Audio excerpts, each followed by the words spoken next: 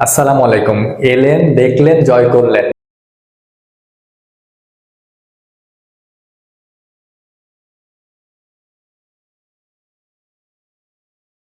Chris ওকসের সাথে এই ব্যাখ্যাটাই হয়তো বা সব থেকে ভালো মানায়। ইংলিশ এই অলরাউন্ডার আজ প্রথম বিপিএল এ খেলতে নামলেন, আর খেলতে নেমেই সিলেট টাইটান্সের জয়ের নায়ক হয়ে গেলেন শেষ বলে ছক্কা হাঁকিয়ে। অসাধারণ একটা ম্যাচ হয়েছে। এবারে বিপিএল এ সব থেকে নার্ভের সর্বোচ্চ পরীক্ষা নিয়েছে এই ম্যাচটি। দেখুন, পর্বত সমচাপ মাথায় নিয়ে ফাহিম আশরাফের বলে শেষ বলে 6 হাঁকিয়ে ম্যাচটা জিতিয়ে দিল ক্রিস ওকস। আর এতে করে বিপিএল এ অভূতপূর্ব এক কীর্তি গড়লেন এই 36 বছর বয়সী ইংল্যান্ডের অলরাউন্ডার। বিপিএল এই কীর্তি আর কোনো প্লেয়ারের নেই, কোনো দলের নাই, যে শেষ বলে 6 রান লাগবে এমন কীর্তি আর কখনোই হয়নি। এর আগে অবশ্য শেষ বলে ছক্কা মেরে ম্যাচ জিতিয়েছেন, কিন্তু শেষ বলে 6 লাগবে 6 মেরে দিয়েছে, এমন কীর্তি আর বিপিএল এ কখনোই ঘটেনি। দেখুন, আজ ক্রিস ওকস যখন ব্যাট করতে নামে তখন দরকার ছিল 11 বলে 15 রানের সমীকরণ। দলটির সামনে ছিল 112 রানের একটা ছোট টার্গেট, কিন্তু এই ছোট টার্গেটটাই রংপুরের বোলাররা পাহাড় সম করে ফেলেছিল। ক্রিজে যখন ছিল মঈন আলী এবং ক্রিস ওকস, দেখুন 19তম ওভার করতে আসে মুস্তাফিজুর রহমান, সেখান থেকে তিনি 5 বলে মাত্র 6 রান দেন সেই ওভারে, এবং লাস্টের ওভারে দরকার হয় সিলেট টাইটান্সের 6 বলে 9 রান। ফাহিম আশরাফের বলে প্রথম বলে ডাবলস নেন মঈন আলী, 5 বলে লাগে 7। মনে হচ্ছিল যেন ম্যাচটা খুব তাড়াতাড়ি বেরিয়ে যাবে, কিন্তু না, মঈন আলী পরপর 2 বল ডট খেয়ে মাথায় পাহাড় সম চাপ নিয়ে তৃতীয় বলে উপরে হাঁকিয়ে দেন, এবং ক্যাচটা আলিসাল ইসলাম ধরে সে কি উত্তেজনা, সে কি চিৎকার। গ্যালারিতে তখন জয়ের একটা উৎসব। রংপুরের দর্শকরা তখন চিল দিয়ে মাঠ কাঁপিয়ে ফেলছে, এবং রংপুরের ড্রেসিং রুমে কোচ আশরাফুল থেকে মিকি আর্থার সবাই একটা উল্লাসে ভাসতেছে। এবং তখন লাস্টের বলে 2 বলে লাগবে 7 রান, মাঠে নামলো খালেদ আহমেদ। তিনি লং অনে জোরে মেরে 1 রানের জায়গায় 2 রান নিতে পারতো, কিন্তু ক্রিস ওকস তিনি আর রিস্ক নেননি।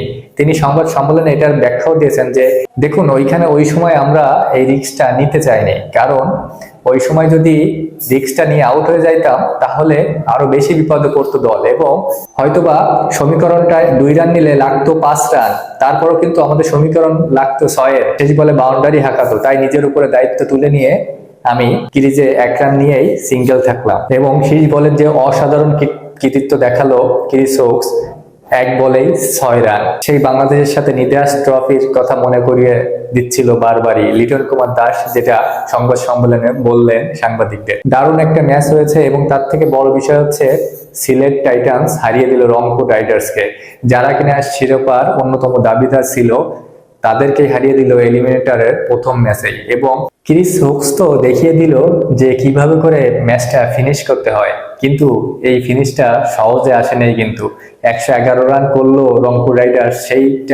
সেই বলে 6 রান লাগবে তেমন একটা মুহূর্তে নিয়ে গিয়েছিল রংপুর রাইডার্স। এটা কিন্তু বোলারদের কৃতিত্ব। রংপুরের হয়ে আলিসাল ইসলাম কিন্তু দারুণ বল করেছেন। জাতীয় দলে কিন্তু কড়া নাড়তেছেন আলিসাল ইসলাম। নির্বাচক মন্ডলী অবশ্যই তার দিকে নজর দেওয়া উচিত। যেভাবে করে তিনি পুরোপুরি ফিট না হয়েও ম্যাচগুলো খেলেছেন এবং পারফরমেন্স করেছেন, এক বিপিএল থেকে আরেক বিপিএল পর্যন্ত কোনো ম্যাচ না খেলে যেভাবে করে দিনের পর দিন পারফরমেন্স করে যাচ্ছেন, সেটা ছিল দারুণ। এবং তার বিশেষ করে ইনকামিং যে বলগুলো, ক্যারাম বলগুলো, সেগুলো ছিল দারুণ। ব্যাটসম্যানদের খেলার কোনো ওয়েই ছিল না। আলিস এই দিন 4 ওভার 18 রান দিয়ে 2 উইকেট নিয়েছেন, এবং মুস্তাফিজুর রহমান, নাহিদ রানা এরা তো দুর্দান্ত ফর্মেই রয়েছেন, কিন্তু শেষ পর্যন্ত ম্যাচটা তারা ধরে রাখতে পারলো না। এবং রংপুর আগের বারও প্রথম এলিমিনেটরে বাদ পড়ে গেল, এবারও তাদের বাদ পড়ে গেল। তাদের কপালটাই হয়তো খারাপ। দর্শকরা হতাশ, মালিক পক্ষ কান্নায় ভেঙে পড়েছিল, এবং আসলে কিছু করার ছিল না। আসলে এই ম্যাচটা যে 1 বলে 6 রান সেইটাও নিয়ে নিল। এদিন আসলে রংপুরের ব্যাটসম্যানদেরও কিভাবে দড়ি দিব, যে পিচে খেলা হয়েছে এই পিচটাই আসলে খুবই ভঙ্গুর। এই পিচে আসলে খেললে ব্যাটসম্যানদের মোরালই নষ্ট হয়ে যায়। এর আগের দিনের যে পিচটা ছিল সেই পিচটা অনেক ভালো, কিন্তু এই পিচটা কি পিচে খেলা হলো। অবশ্য এদিন আসলে অনেক ফগি ওয়েদার ছিল, এবং এই ওয়েদারে আসলে পিচটা রোদ পায়নি, এতে করে পিচটা ডাউন হয়ে গিয়েছে আমার কাছে যতটুকু মনে হয়েছে। আসলে রোদ যদি হইতো তাহলে হয়তো এই পিচেও 150-60 রান হয়ে যেত। অবশ্য মাহমুদুল্লাহ রিয়াদ এবং খুশদিল শাহ যেভাবে করে ব্যাট করতেছিল, তারা যদি আরেকটু থাকতো তাহলে এই রানটা হয়তো 130-40-এও চলে যেতে পারতো, হয়তো বা জেতার জন্য ওই রানটা তখন রংপুরের জন্য এনাফ হয়ে যেত, কিন্তু আসলে হয়নি। তবে ব্যাট করতে নেমে ক্রিস ওকস যেভাবে করে শেষে ফিনিশিংটা করলো, আসলো, দেখলো, জয় করলো। স্যালুট বস, ধন্যবাদ।